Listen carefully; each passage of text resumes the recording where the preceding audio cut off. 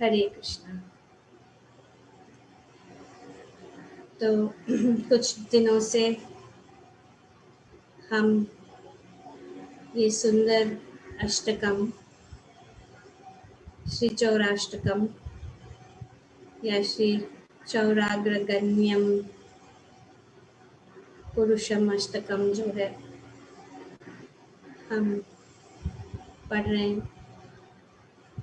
तो आज उनकी जो रचना की है श्री बिल्वामंगल ठाकुर, उनके जीवन के ऊपर चर्चा करेंगे ताकि हम और गहराई से इस चौराष्टकम को समझ सके और उसका आनंद और भी उठा सके। तो हमने देखा कि इस चौराष्टकम जो है बहुत ही सुंदर वर्णन है भगवान की कार्य का। इसमें भगवान का गुणगान है और भक्तों का भी गुणगान है। तो श्री बिल्वामंगल ठाकुर जो थे वे एक सन्यासी थे। वे लीला सुख नाम से जाने जाते थे। उनका दूसरा नाम सुख मतलब सुख मतलब तोता। और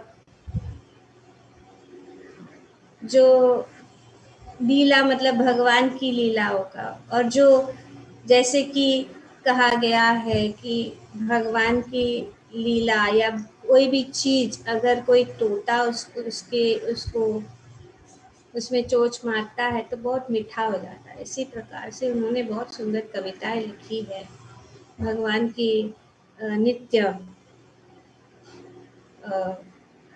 लीलाओं के विषय में, क्योंकि वे चाहते थे कि वे जो है भगवान की नित्य लीला में प्रविष्ट हो जाए।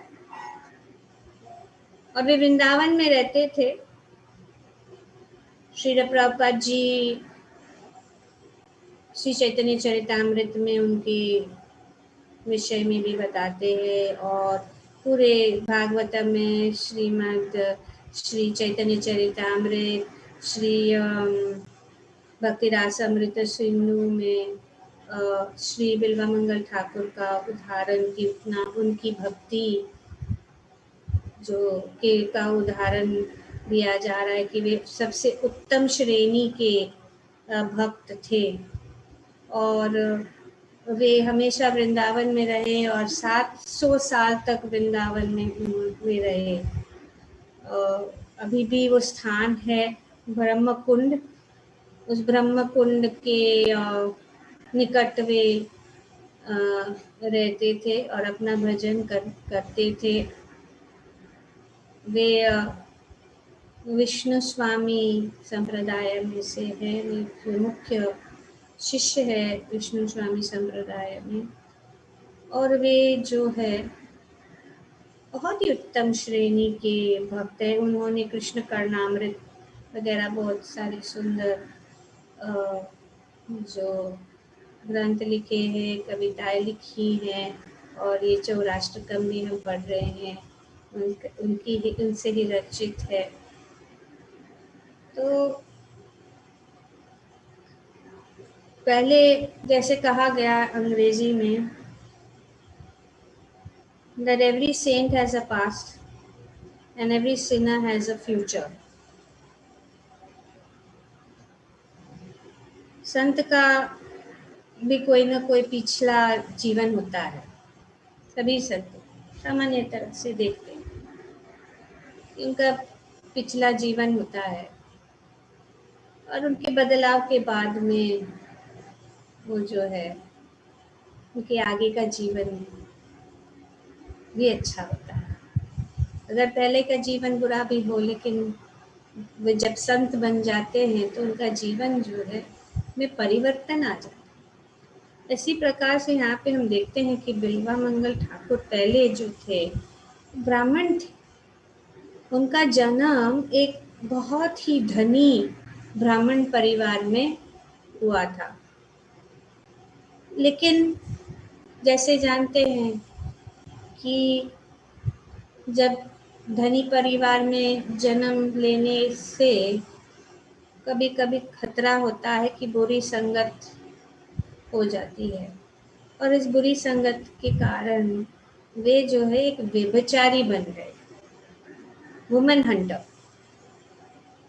वे उनकी एक कमजोरी थी कि वे जो है वेश्याओं के पीछे, या कोई भी अगर स्त्री देखती थी देखते थे तो वे ऐसा, उनका मन जो है उनके पीछे चला जाता था। तो उनके जीवन में एक वो बहुत ही जो एक वैश्य के प्रति उनका बहुत आकर्षण था, बहुत ही आकर्षण। उस वैश्य का नाम था चिंतामणि।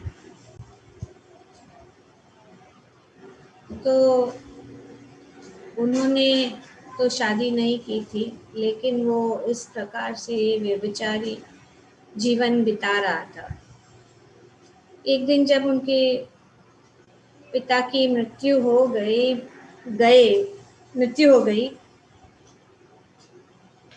तो जब मृत्यु हो रही थी, उनकी चिता को आग लगाने के समय उन्होंने देखा कि अभी तो मेरा समय हो गया, चिंतामणि को मिलना है।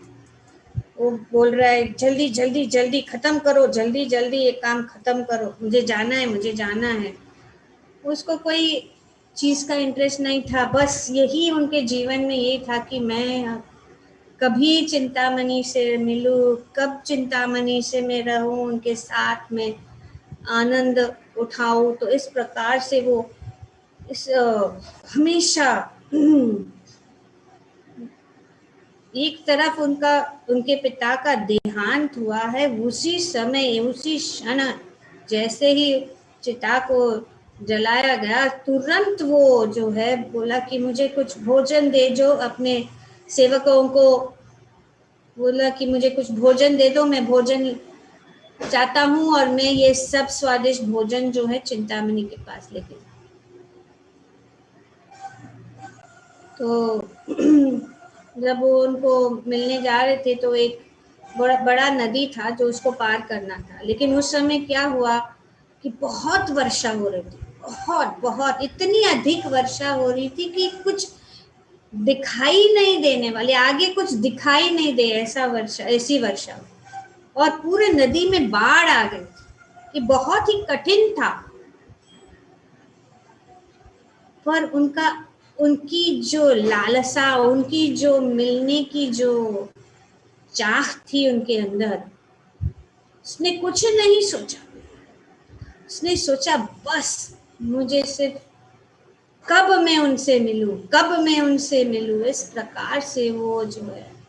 और इस तरफ चिंतामणि जो है वो हर रोज आता था। तो उन्होंने सोचा आज तो बहुत बारिश हो रही है, अभी शायद नहीं आएगा, तो उसने दरवाजा भी अंदर से बंद कर दिया, बैठ गई। तो ठीक है, आज तो बारिश है, कैसे कोई भी आए, कोई भी आए, शक्य नहीं। लेकिन बिल्वा मंगल ठाकुर जो था, उसने सोचा नहीं, मैं उनके बिना नहीं रह सकता हूँ, मैं किसी न किसी तरह से मुझे मिलना ही उनको। तो इस प्रकार से वो इतना इस चिंतामणि के पीछे इतना पागल था कि वो बस सोचा था। उन्होंने कुछ एक नहीं सोची, वो सीधा गया, देखा कि नदी बहुत ही बाढ़ है उसमें। तो अचानक उन्होंने एक कुछ चीज देखी आते हुई, और वो एक्चुअली था किसी व्यक्ति का मृत शरीर था, डेड बॉडी, डेड बॉडी आ रही थी। और हम जानते हैं कि जो मृत्यु के बाद शरीर जो डूबता नहीं, ऊपर रहता, तैरता है। तो उसने बस कुछ नहीं सोचा, सोचा कि जो कुछ भी सामने आ जाए, उसको पता भी नहीं था कि उसको किसको पकड़ रहा है, उसने मुझे पार करना है बस। उसने सोचा ये कोई लकड़े का कुछ ये रहेगा, तो उसने उसको पकड़ा और इस प्रकार से वो जो है उस नदी को उसने पार किया। और बारिश, घमासान बारिश हो रही थी, उन्होंने नदी को पार किया। फिर पार किया तो उनके घर के पास गए। घर के पास देखा पूरा अंधेरा, कोई नहीं, दरवाजा भी बंद है। तो अभी कैसे जाए अंदर, दरवाजा अंदर बंद है।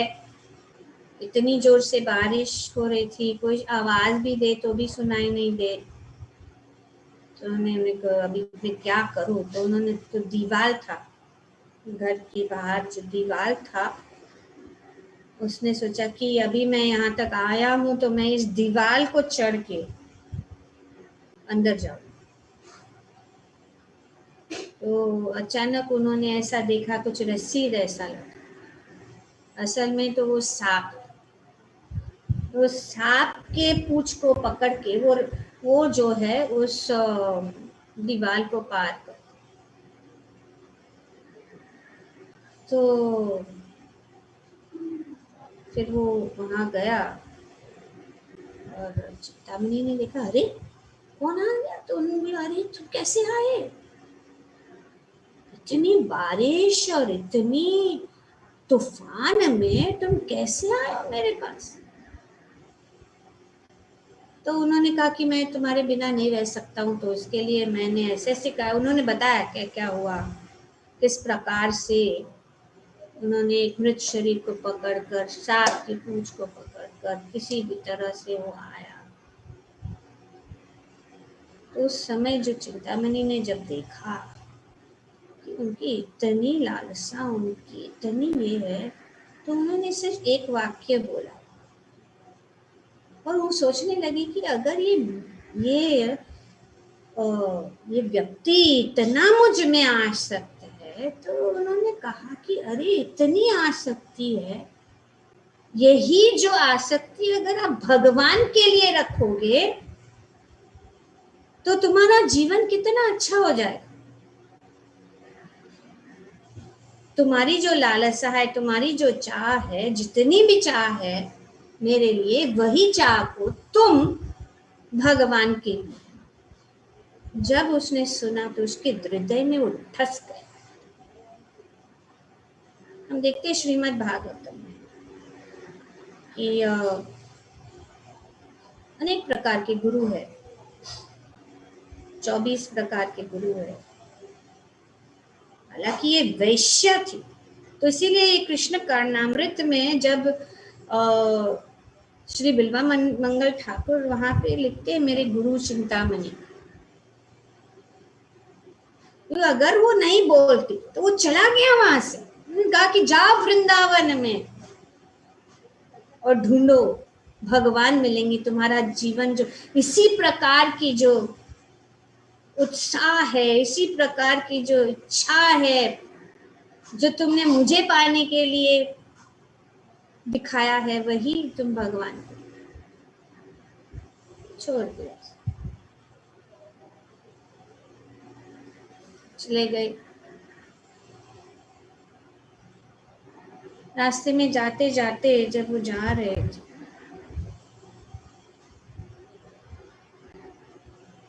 तब विचार कर रहे थे मैं वृंदावन कैसे पहुंचूं, मैं वृंदावन जाना है, मुझे वृंदावन पहुंचना है। ऐसे सोचते सोचते सब कुछ छोड़, सब कुछ छोड़।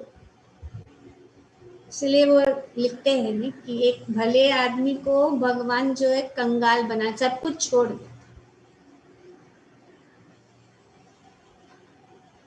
कंगाल, बिना घर दार, कुछ कोई पोजीशन नहीं, कुछ सब कुछ, इतना अमीर घर का ब्राह्मण था, सब कुछ निकल पड़े। पर जैसे कि भगवान जो कुछ भी बताते हैं, और भगवद गीता में भगवान दूसरे अध्याय में भगवान बताते हैं कि विषया विनिवर्तन्ते, निरा निराहरस्य देहिना रसवर्जम रसो अपि अस्य परम विद्वा निवर्तन्ते, कि अगर जो विषय इंद्रियां जो है, इसीलिए चौराष्ट्रकम में इंद्रियों का भी वर्णन कर रहे कि अगर इंद्रियों को भी अगर उनको रोका जाए फिर भी उसका रस टेस्ट जो है इंद्रिय विषय चीजों के लिए रहती है, निकलता नहीं। अगर हम उसको इंद्रियों को भी समझो रोके कि नहीं हम इंद्रिय नहीं, लेकिन वो टेस्ट रहता है। The embodied soul may be restricted from sense enjoyment, though the taste for sense objects remains. But ceasing such engagement by experiencing a higher taste, he is fixed in consciousness. इसलिए इंद्रियों को वश में नहीं कर उनको, क्योंकि उनका कार्य तो वही है रसपान, पर उनका विषय जो है बदलना है। तो ऐसे ही हुआ उनके साथ। ये उदाहरण है बिल्वा मंगल ठाकुर का कि उन्होंने छोड़ दिया, वे भगवान को प्राप्त करना चाहते थे और उनका पहला यही उनका स्वभाव ही है व्यभिचार, स्त्रियों के पीछे भागना, आकर्षण। तो फिर से उनका आकर्षण एक स्त्री के साथ, और वो भी शादीशुदा स्त्री। तो उसने देखा उसको, उसके पीछे पीछे गई, वृंदावन छूट गया रास्ता, पीछे पीछे उनका चलना शुरू। तो ये स्त्री ने देखा कि अरे ये कौन है, ये मुझे देख रहा है ऐसे और पीछे पीछे आ रहा है, मेरे पीछे पीछे आ रहा है। वो तुरंत अपने घर की ओर गई और अपने पति से कहने लगी कि देखो ये जो आदमी है मेरे पीछा कर रहा है। ब्राह्मण थे। तो वे जो है उन्होंने देखा कि ये जो आदमी है वो अच्छा घर का घराने का लगता है, ब्राह्मण है, अच्छा है, क्या होगा, कुछ उसको कुछ चाहिए होगा, आने दो उसको, देखते उससे बात करते। तो वो पहुंच गया उनके घर। तो ब्राह्मण ने उनको जो उनका पति था उनको बोला कि आइए बैठे, क्या बात है। उन्होंने कहा कि मैं आपके पत्नी की ओर मेरा आकर्षण हो गया, उनकी खूबसूरती के पीछे मेरा आकर्षण हो गया और मैं उनको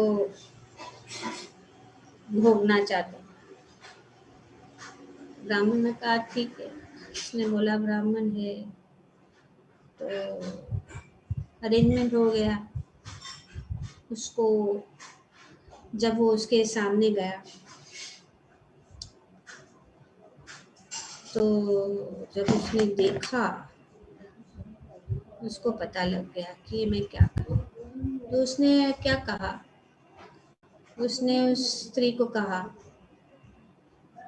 कि आप ऐसे करिए, आपके बाल में जो पिन है ना, पिन मुझे दे दो, बस मुझे वही चाहिए। तो उसने क्या किया, उस पिन को लेकर अपने दोनों आंख को फोड़ दिया,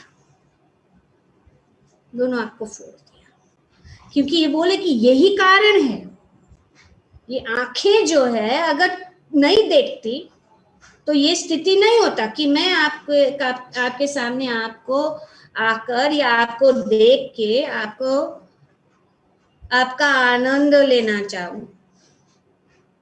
फोड़ दिए, बंधे बंधे आंखों को फोड़। तो इस प्रकार से कुछ लोग, कुछ कहीं कहीं कहा गया है कि फिर वे वृंदावन जा रहे थे देख नहीं पा रहे थे, लोगों को पूछते पूछते चलते जा रहे थे। तो भगवान स्वयं आए बालक के रूप में, उनका हाथ पकड़ के बोले चलो मैं ले जाऊंगा, मुझे पता है रास्ता, मैं ले जाऊंगा। तो रास्ता लंबा था, भगवान उनके साथ साथ साथ साथ चल रहे, बैठते थे, बैठते थे, बात करते थे, खाते थे, फिर वे उनका हिस्ट्री बता रहे थे, क्या थे वो, क्या कर रहे थे, सब भगवान के साथ उनका। तो जब वो बालक जो भगवान ही था, उन्होंने उनको कहा कि मैं आपको वहां तक पहुंचा दूंगा, फिर मैं चला जाऊंगा, मैं नहीं रहूंगा, अभी मैं तो रह रहा हूँ। तो उसे उनका हाथ पकड़ पकड़ के उनको वृंदावन तक ले। और जब वृंदावन पहुंचे और भगवान ने उनका हाथ छोड़ दिया, तो तुरंत उनको पता लगा कि ये जो मेरे साथ थे वे और कोई नहीं लेकिन मेरे पूजनीय श्री भगवान ही थे। और उस समय से वे जो है भक्ति, कहा भी जाता था कि भगवान उनको, जब वो भजन करते थे, भक्ति करते थे, भगवान बालक के रूप में उनको दूध लेके आते थे, उनको दूध रोज पिलाते, और दूध की पीकर उनको वो स्वाद जो था, उस स्वाद से उनकी भक्ति जो है और भी बढ़ती जाए। उन्होंने ये बहुत सुंदर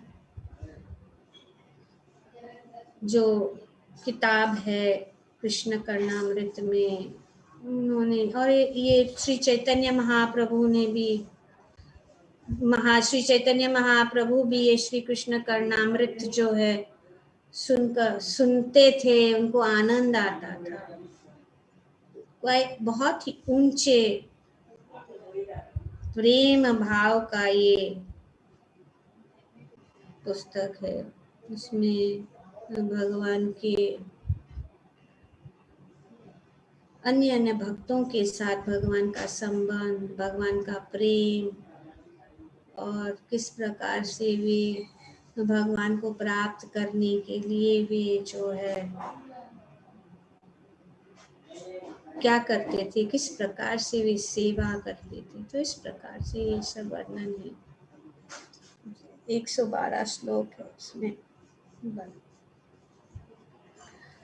तो ये बिल्वा मंगल ठाकुर जाके इतने महान संत, जो पहले भी व्यभिचारी थे, लेकिन उन्होंने उसी, तो ये चिंतामणि जो उनकी गुरु, जैसे कि हमने बताया था कि 24 गुरु है, उस गुरु में दत्तात्रेय के इस कथा में बताया जाता है 24 गुरु है। हाँ, एक कबूतर से लेके पिंगला, तो शिक्षण कहीं से, उद्देश्य क्या है कि भगवान के प्रति प्रेम की भावना जागृत होना चाहिए, तो ये सार्थक।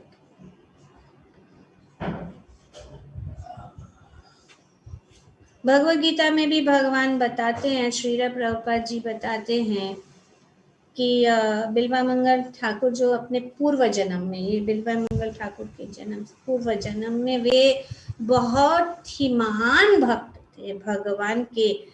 वो इतने महान भक्त थे कि वे जो भाव के स्तर पर पहुंच गए थे।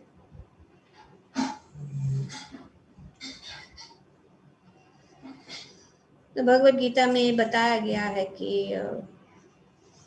सुचि नाम श्रीमतम गेहे, कि जो यहाँ पे श्री प्रभुपाद बहुत सुंदर रूप से बताते हैं कि किस प्रकार से बिल्वा मंगल ठाकुर भाव पर उनका जो भक्ति है वो कंप्लीट नहीं हुआ, लेकिन भक्ति का ये इतना प्रबल चीज ये है कि जहाँ से भी हम रुक जाते हैं अगर हम असफल भी रहे तो अगले जीवन में जो है उसको हम फिर से शुरू कर सकते हैं। तो ये अनोखी चीज है कि एक व्यभिचारी क्योंकि कैसे बन सकता है।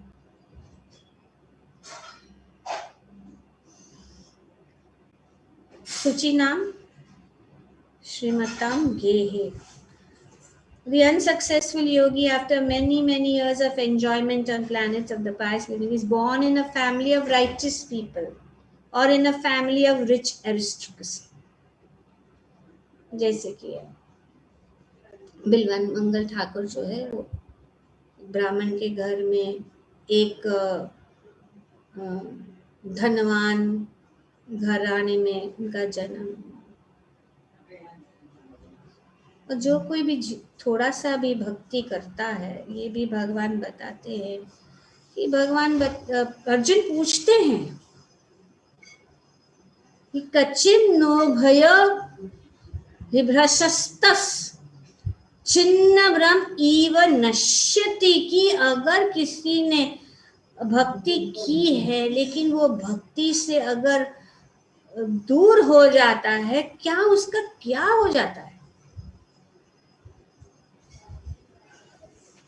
अगर वो नीचे गिर जाता है। O mighty arm Krishna, does not such a man who is bewildered from the path of transcendence fall away from both spiritual and material success and perish like a riven cloud with no position in any sphere? भगवान को पूछ रहे। तो भगवान ने कहा कि नहीं, जिन्होंने अच्छा कार्य किया है वो कभी भी बुरा नहीं उनके जीवन में आ सकता, not in this life and not in the future. हमेशा वो प्रिजर्व रखा जो कुछ भी। तो बिल्वा मंगल का भक्ति पूर्व जन्म में भी था। वे एक अपने पूर्व जन्म में एक वो ये जो है कथा जो है श्री महाविष्णु महाराज ने बताया, ये बहुत ये ज्यादा लोग जानते होंगे, नहीं जानते, कि बिल्वा मंगल जो थे पहले जीवन में एक सन्यासी थे, भगवान के प्रिय भक्त, भगवान की भक्ति में लगे रहते, और वे भाव के पथ पर पहुंच गए थे। उनकी भक्ति से इतना प्रेम भगवान से कि वो भाव के पथ पर पहुंचे। वो क्या करते थे? वे श्रीमद् भागवतम का बड़ा फेस्टिवल्स करते थे, और वो फेस्टिवल्स में वे सब लोगों को बहुत प्रचुर मात्रा से खिलाते थे, और ये बड़ा फेस्टिवल्स ऑर्गेनाइज करते थे। और वे जो है ऐसे करते करते उनका पूरा जितना भी उनके पास धन संपत्ति था इसी कार्य में वो गवा देते। और एक समय ऐसा आया कि उनके पास कुछ रहा ही नहीं, उनके पास कोई पैसा नहीं था, कोई धन नहीं रहा, और उनकी इच्छा थी कि अभी ये भागवतम का फेस्टिवल होना चाहिए, भागवतम का फेस्टिवल होना चाहिए, कैसा करे क्या करे। तो ऐसे वे ढूंढ रहे थे कि कहाँ से धन की प्राप्ति होगी, कहाँ से धन की प्राप्ति होगी। इस प्रकार से वे ढूंढ रहे थे। और जैसे ही वो ढूंढ रहे थे और चलते जा रहे थे तो उनके एक शमशान घाट से वे गुजरे।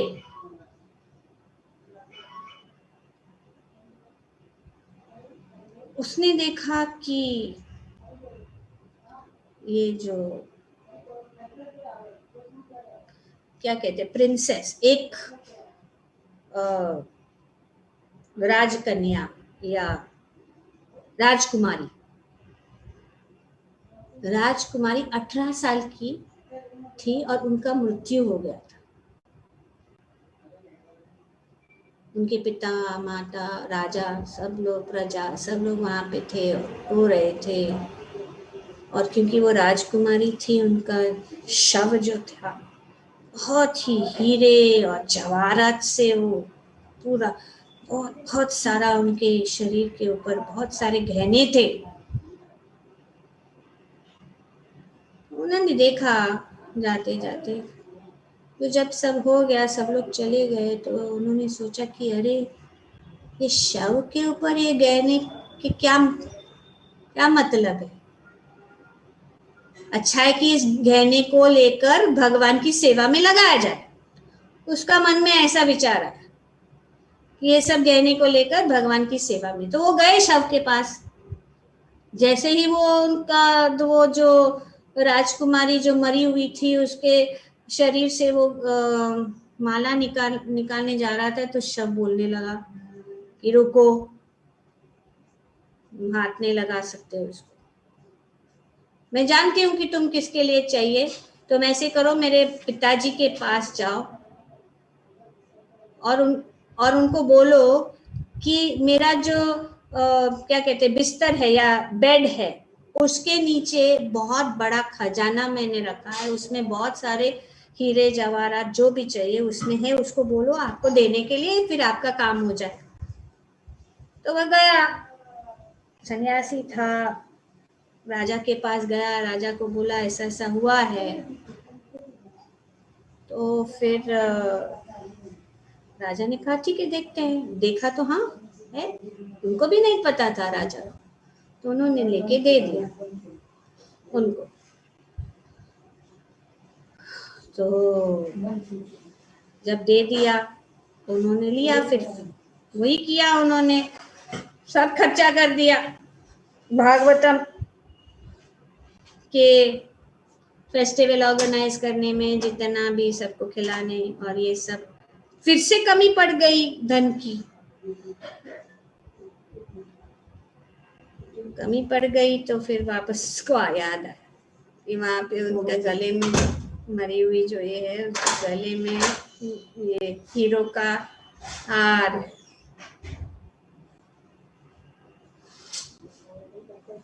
उसने सोचा चलो मैं जा वो गया, जैसे ही वो हीरो का हार निकालते गया, तो फिर से वो बोल उठी। उसने ले लिया, उसने बोला देखो तुमने ये गलत किया, तुमने लिया, मैं तुझे श्राप देती हूँ कि तुम अगले जीवन में तुम व्यभिचारी बन जाओ। फिनिश हो गया उसका। तो इस प्रकार से जो है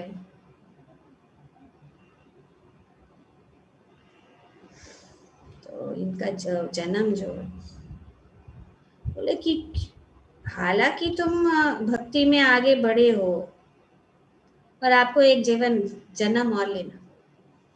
तो उनका भाव स्टेज पे अटक गया, प्रेम तक नहीं, एक्चुअली वेरी क्लोज टू प्रेम।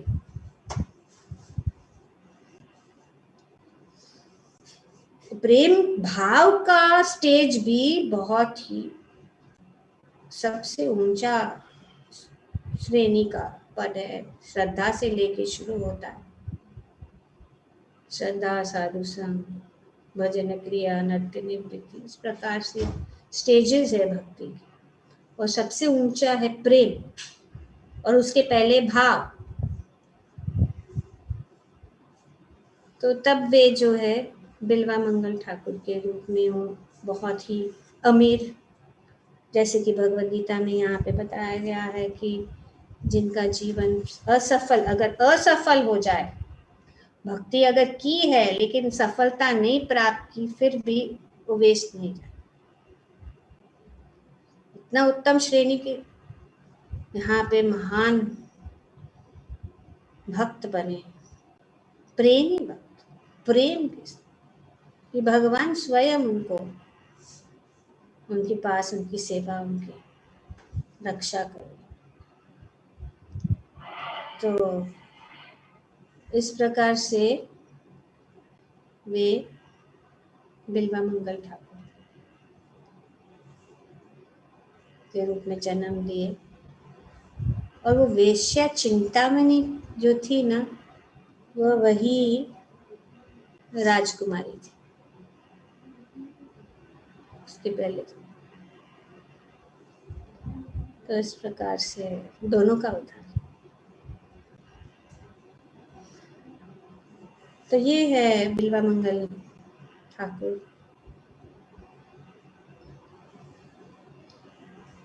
की कहानी। और उन्होंने, जैसे हमने बताया, श्री चैतन्य महाप्रभु भी उनके जो सुंदर रचनाओं को सुनने में आनंद लेते थे। श्रील प्रभुपाद जी ने भी बहुत जगह चैतन्य चरितामृत, श्रीमद् भागवतम और रूप गोस्वामी ने भक्ति रासमृत सिंधु में भी बिल्वामंगल की ठाकुर की भक्ति, क्योंकि ये भक्त जो है, भगवान के परम भक्त जो है, हमें जो है हमें एक मार्गदर्शन देते हैं, और इसीलिए उनके पद चिन्हों के अनुसार हम चल सकते हैं, तो हमारा जीवन भी सफल हो सकता है। अब हम ये भाव क्या है, जो भाव के स्टेज पे जो यहाँ पे बिल्वामंगल ठाकुर का उसके लाइफ का एनालिसिस जो है, एनालिसिस भी कर एनालिसिस ये मेंशन किया गया है नेक्टर ऑफ डिवोशन के 8वें अध्याय में, the character of one in ecstatic love. Hindi में भाव प्रेमी का चरित्र, भाव प्रेमी भक्त का चरित्र, या character of one in ecstatic love. रूप गोस्वामी ने बहुत सुंदर तरीके से 9 पॉइंट दिए, क्योंकि अगर हम कुछ भी अनुभव कर रहे हैं तो गाइडलाइंस बहुत जरूरी है। अगर कुछ भाव हमारे में भाव आ रहा है तो उनका लक्षण क्या है,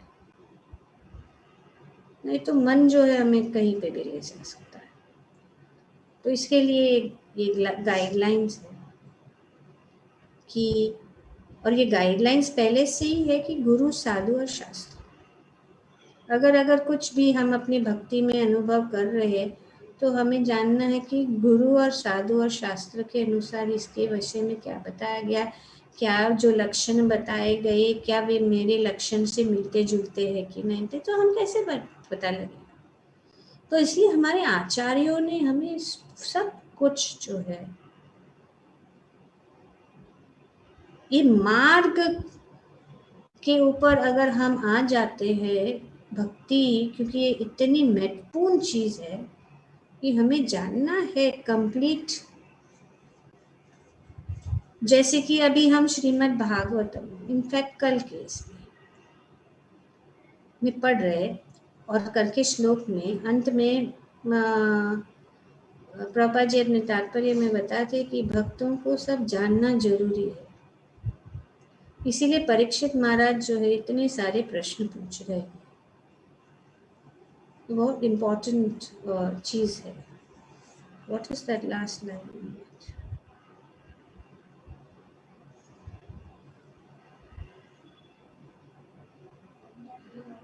महाराज Parikshit desire to know more perfectly, more perfectly, for a pure devotee ought to know well.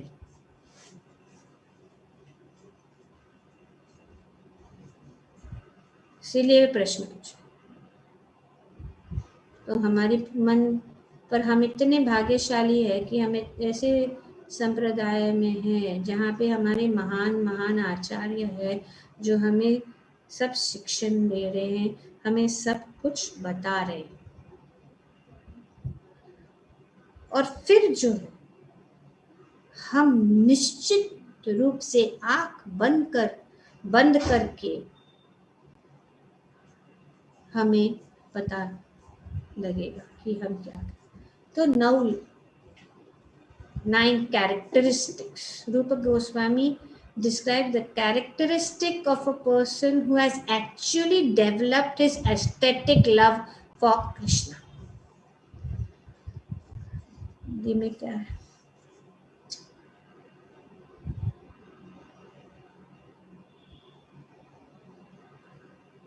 यहाँ पे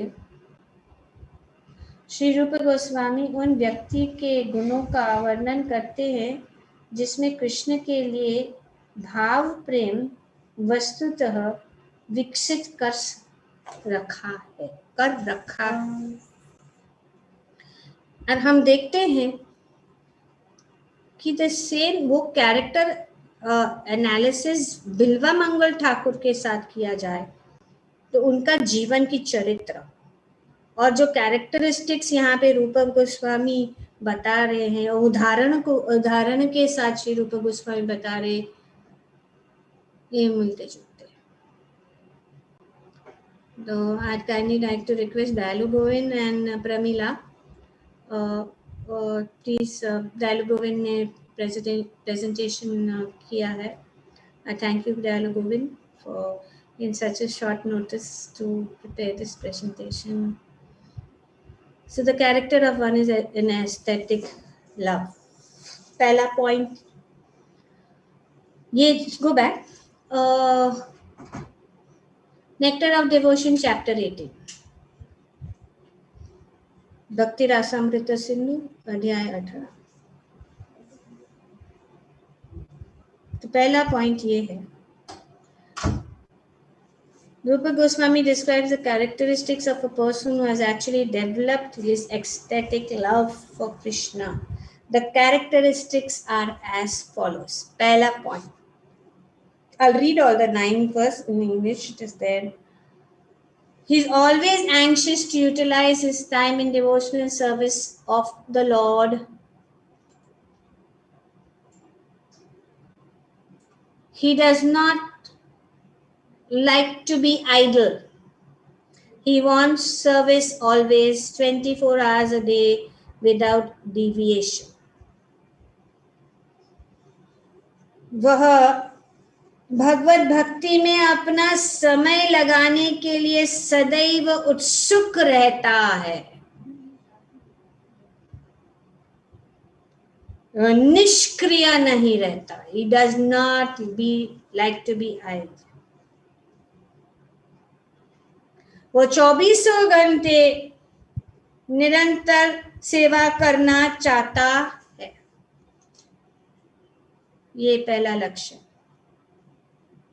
दूसरा है, he is always reserved and perseverant.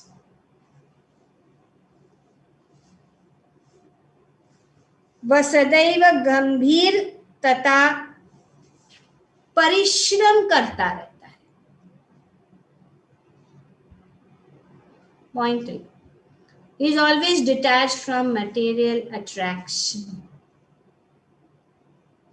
वह सारे भौतिक आकर्षणों से विमुक्त रहता है.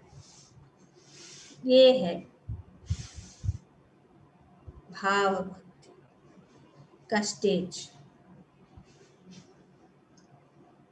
He does not long for any material respect in return for his activities.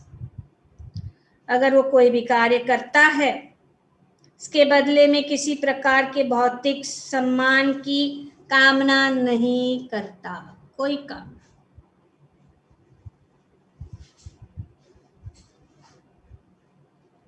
He is always certain that Krishna will bestow his mercy upon him. उसे विश्वास रहता है कि कृष्ण उस पर सदैव दयालु होंगे. He is always very eager to serve the Lord faithfully. वह भगवान की निष्ठा पूर्वक सेवा करने के लिए सदैव उत्सुक रहता है. 7. He is very much attached to chanting the holy name of the Lord. वह भगवान के पवित्र नामों के कीर्तन में मग्न रहता है. 8. He is always eager to describe the transcendental qualities of the Lord. वह भगवान के दिव्य गुणों का कथन करने के लिए सदैव उत्सुक रहता है.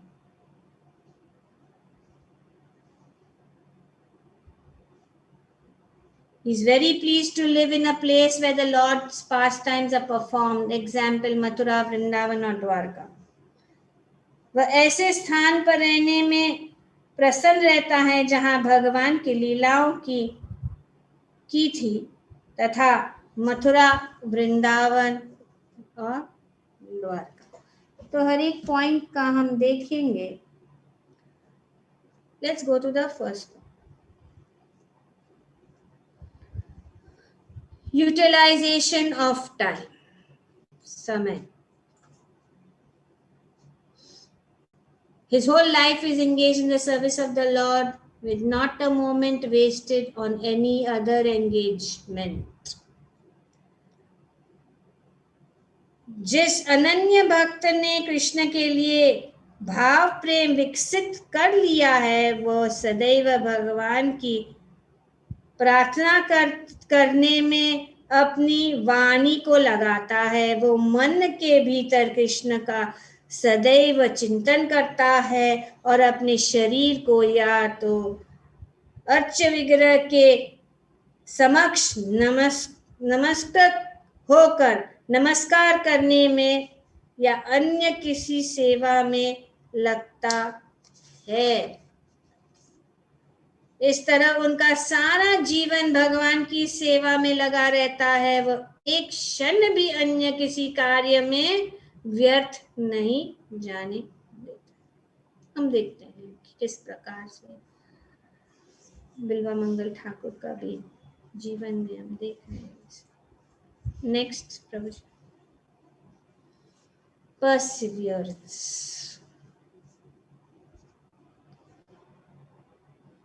का उदाहरण मतलब विपरीत स्थिति में भी वो भक्ति को नहीं छोड़ता. वो कभी भी अनडिस्टर्ब्ड, उनकी भक्ति की जो डोर है वो कभी टूटती नहीं है. वो हमेशा स्थित रहती है. और उदाहरण है परीक्षित महाराज जो हम देख रहे हैं कि परीक्षित महाराज के आचरण का यह श्री रूप गोस्वामी ये बताते हैं इस भक्ति रासामृत सिंधु में कि उनके जीवन के अंतिम समय तक धैर्य बनाए रखने, उनके मन की अविचल स्थिति या संयम का उदाहरण है. उनका मन अविचल रहा. अंतिम यह उस भक्त के लक्षण में से एक है जिसने कृष्ण के लिए भावमय प्रेम विकसित कर लिया है. नेक्स्ट, विरक्ति या वैराग्य. और श्री जैसे हम अगर हम एनालिसिस करेंगे कि बिल्वा मंगल ठाकुर ने तो इन सब चीज़ों को एक्चुअली पार भी किया. भाव के स्टेज से प्रेम भक्ति के स्तर पर आ गए. पर ये भाव का स्टेज भी पहुंचना बहुत कठिन है, लेकिन अमुमकिन नहीं है. और श्री प्रभुपाद जी बताते हैं और श्री रूप गोस्वामी भी बताते हैं कि इस स्टेज तक पहुंचने के लिए साधु संग की बहुत जरूरी है. उससे हम बहुत सारा चीज प्राप्त या साधु की शरणागत. तो यहाँ पे जो उदाहरण दिया जा रहा है विरक्ति या वैराग्य का, ये है हम देखते हैं इस विरक्ति का उत्तम उदाहरण राजा भरत के चरित्र में प्राप्त होता है. श्रीमद् भागवतम के 5 स्कंद में कहा गया है कि महाराज भरत कृष्ण के चरण कमलों के सौंदर्य से इतने आकृष्ट थे कि उन्होंने अपनी तरुण अवस्था में ही अपने परिवार, संतान, मित्र, राज्य आदि के प्रति समस्त प्रकार की अनुरक्ति को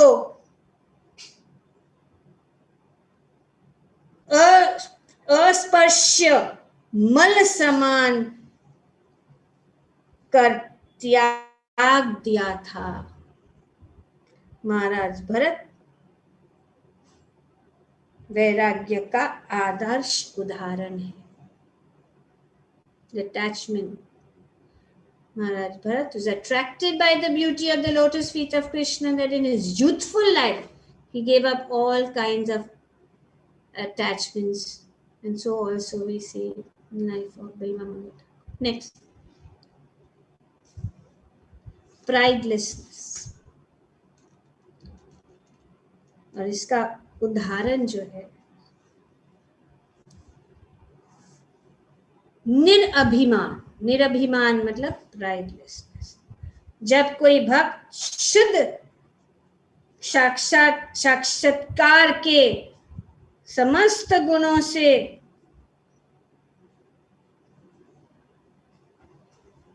संविघ्न होकर, समस्त गुणों से उनके अंदर समस्त गुण होते हैं, तो वे अपने पद का गर्व नहीं करता, वह निरअभिमान कहलाता है। और पद्म पुराण में कहा गया कि राजा भगीरथ कौन है, यहाँ पे बताया है। तो ये उदाहरण कि कितने भी बड़े पोजीशन में क्यों कोई व्यक्ति नहीं क्यों ना हो, वे हमेशा अपने आप को बहुत ही छोटा मानता। आगे दूसरा है, go to the next point. आशा बंध, ग्रेट होप। ग्रेट होप, आशा बंध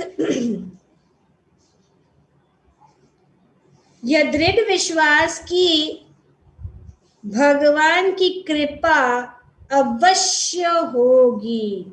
अवश्य, एक दृढ़ विश्वास, इसको कहते हैं आशा बंध। संस्कृत भाषा में आशा बंध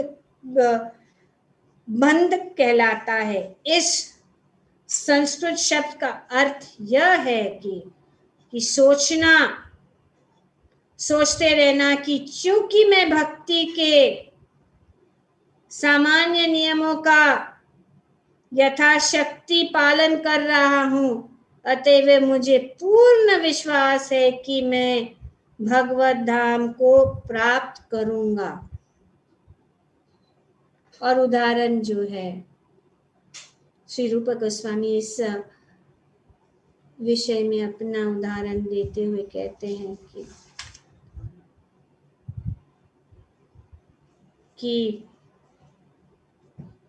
मैं भी यह आशा बनाए रखना चाहता हूं कि वह किसी न किसी तरह भगवान के चरण कमलों तक पहुंच जाऊंगा। तो ये विश्वास, निराश में भी यह आशा बनाए रखना। अगर हम निराश, hopping against hope, hope against hope, अगर हम निराश भी हो गए भक्ति में, फिर भी हमें ऐसा नहीं सोचना कि अरे अभी हमारा चांस नहीं है। चांस है। निराश में भी यह आशा बनाए रखना चाहिए कि वह किसी न किसी तरह से भगवान के चरण कमलों तक पहुंच जाएगा। Next, eagerness for achieving the desired success.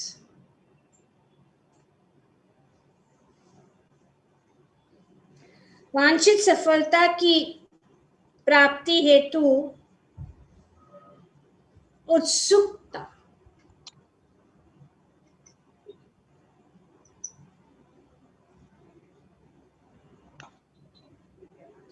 तो इसको कहते हैं, यहाँ पे बताया कि जब कोई व्यक्ति भक्ति में सफलता प्राप्त करने के लिए अत्यधिक उत्सुक रहता है तो यह उत्सुकता सुमुक्त कंठा कहलाता है। उत्कंठा, उत्कंठा मतलब ईगरनेस, और सुमुक्त कंठा का मतलब कंप्लीट ईगरनेस, पूर्ण उत्सुकता होना चाहिए, कंप्लीट ईगरनेस। और श्री रूप गोस्वामी यहाँ पे श्री बिल्वा मंगल ठाकुर जो है उनकी किताब जो कृष्ण कर्णामृत में उन्होंने ये वर्णन किया है और ये उदाहरण है, इसमें बहुत सारी चीज बताई गई है। और इसमें बिल्वा मंगल ठाकुर जो है कहते हैं कि सिर्फ सुख नहीं,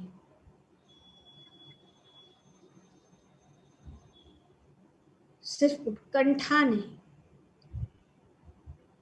समुत कंठा, सम मतलब कंप्लीट, कंप्लीट उत्कंठा को कहते हैं। जैसे कि सम कीर्तन मतलब कंप्लीट कीर्तन, सम मुत्कंठा, समुत्कंठा मतलब complete eagerness. Okay, next. Attachment to chanting the holy name of the Lord.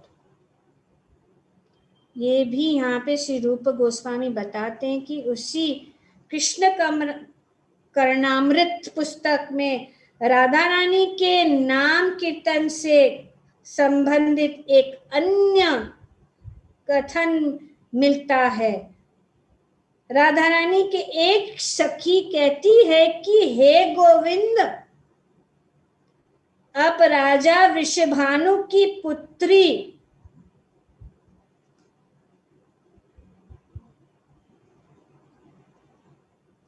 क्या कर रही है? भगवान के पवित्र नाम कृष्ण कृष्ण का उत्सुकता से उच्चारण कर रही है। तो ये लगाव,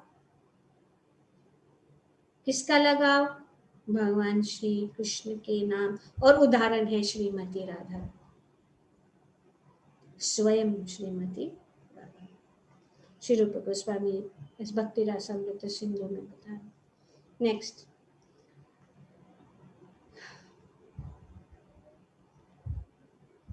तो ये है, जैसे कीर्तन दो प्रकार के हैं, एक है भगवान का नाम और दूसरा है भगवान के गुण, भगवान के गुण का वर्णन।